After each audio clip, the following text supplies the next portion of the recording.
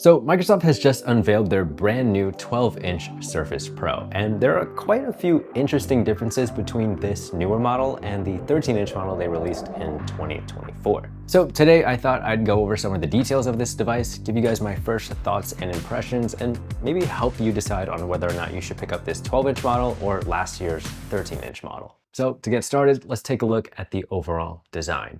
I will be transparent though, I totally already unboxed this for a short form unboxing video and then repackaged it for this video.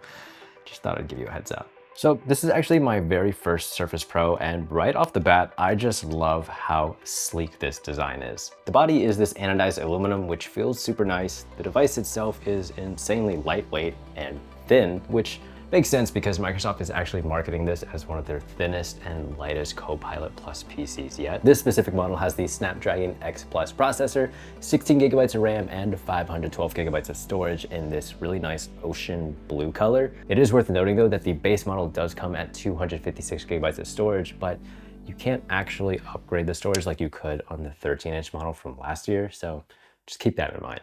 Now, I actually had a chance to visit the Microsoft campus all the way in Seattle and check out these Surface Pros before they were even announced. And Microsoft did send me this Surface Pro, but they're not paying me to make this video or anything like that. These are my genuine first thoughts and impressions with this device. One of the first things I want to touch on is the display. Obviously, it is an inch smaller. We've got about a 2K resolution, 3:2 aspect ratio. But now you no longer have the option to choose between an LCD or OLED display like you could on last year's 13-inch model, but instead it's just straight up LCD by default, which I guess makes sense because this is being marketed as more of a portable productivity device that's on the more affordable side of things. And I'm sure LCD instead of OLED contributes a lot in bringing the cost down. But I personally would have loved OLED. I think just hearing LCD reminds me of the Switch 2 announcement all over again. I am curious what you guys think though. Is LCD enough or should OLED be the standard these days? I mean, the LCD display is still nice and is definitely good enough for things like casual photo editing, but when it comes to things like professional color grading or photo editing, I'm definitely interested to put this thing to the test and see just how well it all holds up. It's got uniform bezels all around, which honestly doesn't bother me too much. I know there are some people who are huge on bezels. Don't get me wrong though, it would be nice to have insanely slimmer bezels, especially for a $799 price point,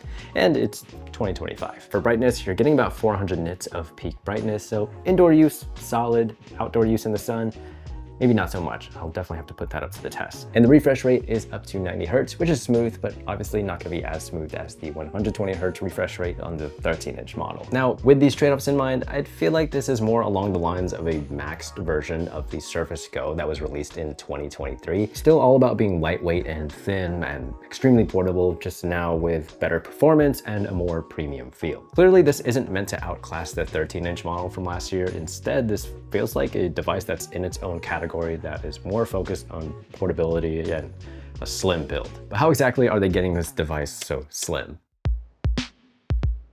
So this Surface Pro actually has no fans at all, which also means there's no active cooling. Instead, it relies on that Snapdragon X Plus chip plus its aluminum body to help passively dissipate all of that heat. And what you get is a device that runs totally silent and doesn't sound like a jet engine. And with this fanless design plus the Snapdragon chip, this Surface Pro has an estimated battery life of 16 hours. But since there is no active cooling, I am curious to see how much performance would throttle depending on what it is that I'm doing. Like, I'm sure if you're doing more casual productivity focused related work, it will work great. But once you start entering that creative pro territory like editing 4K video, I'm curious to see if the performance throttles at all. That's definitely something I'm going to keep in mind when I give this thing a full-on test.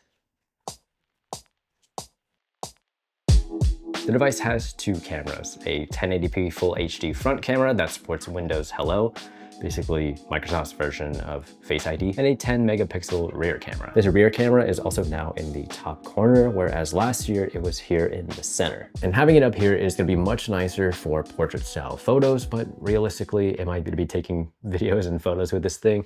Probably not. I think I would realistically use this for scanning documents or something. There are only 2 ports on this device and they're both USB-C, and you can use either one of them to charge it, but that means there's no more magnetic charging. I have the Surface laptop from last year which has the magnetic charging, and I'm definitely a bit sad to not see that feature here because it felt like a nice safety feature. If someone were to trip on your cord, instead of the device just being yanked off the table, with the magnetic charging, the cable would just pop out of the device. I don't know, it just felt like a nice safety feature to have. But maybe the removal of the magnetic charging helps achieve this slim body. I'm not sure. Now we still have the normal kickstand that you'd see on some of the other models, super adjustable and solid as always. But the one thing that is different is the pen placement. There's now a little slot built into the body where your pen can magnetically snap into and charge it. And I think this is actually way nicer. I know some of my friends with the 13-inch Surface Pro have had a bit of a struggle digging out the pen from the keyboard tray. But speaking of keyboard, let's see what's new. I also already unboxed this for short form as well. So the keyboard is the same as your other Surface Pro models with just a few subtle differences. It still magnetically attaches to the Surface Pro, but instead of having that upward angle, it only lies completely flat. It's a very subtle change from the 13-inch model, and when you close it, it is completely flush. The palm rest has a smooth matte finish instead of that suede-like material from the previous model. You still have that suede-like material on the back of the keyboard, but having this matte finish as the palm rest definitely feels a lot nicer. You also have the dedicated Copilot key to access Microsoft's AI tools. The trackpad isn't a haptic one like the 13-inch model, but it still supports adaptive touch, which is still a nice accessibility feature. And another thing to note is that this doesn't support Bluetooth, so you can't detach it and use it standalone like you could with the Flex keyboard on last year's model. It seems like they want to keep everything together in one build. The device, the keyboard, and the pen. With all that being said, this definitely feels like what the Surface Go should have evolved into. It's not quite at the same level as the 13-inch Surface Pro, but it's definitely a step up from the Go line. You could think of the 13-inch Surface Pro as Microsoft's version of the iPad Pro, and this 12-inch model as Microsoft's version of the iPad Air. Still very capable and portable, just several trade-offs to kind of bring that cost down. And that doesn't mean I think this product is bad by any means. The build quality and form factor is absolutely solid, and having this small of a form factor running Windows OS is honestly pretty impressive. The bigger issue, I think, is that every time a new device drops, people expect it to outdo the previous version in every single way. And when that doesn't happen, even if it was never meant to, it can mess with our expectations and how we view the product. But that's also why I'm excited to actually use this device in my day-to-day life and just see how well this shines despite all of the trade-offs. Now, who exactly is this for? If you're someone who just wants a super lightweight portable device with a premium feel, you don't care about OLED or a high refresh rate, this is for you. Otherwise, the 13-inch model is probably a better fit for you.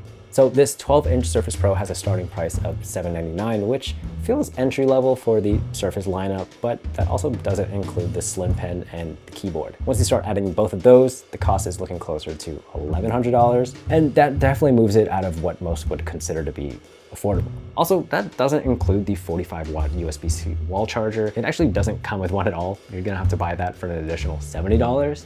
I don't know why they skipped out on including the wall charger. I mean, at least it comes with a USB-C cable, but when you consider all the other trade-offs that this device has, it's definitely a weird choice, in my opinion, for Microsoft to leave this out. At the end of the day, though, what you are getting is this well-built Windows device with great battery life, Copilot Plus features, and enough power for productivity and creative work, all in this insanely small and portable form factor. Again, with all these trade-offs in mind, I would love to give this a very fair test and daily drive this thing for a couple of weeks and see how it holds up. And if that's something you're interested in, let me know in the comments. I'll see you then.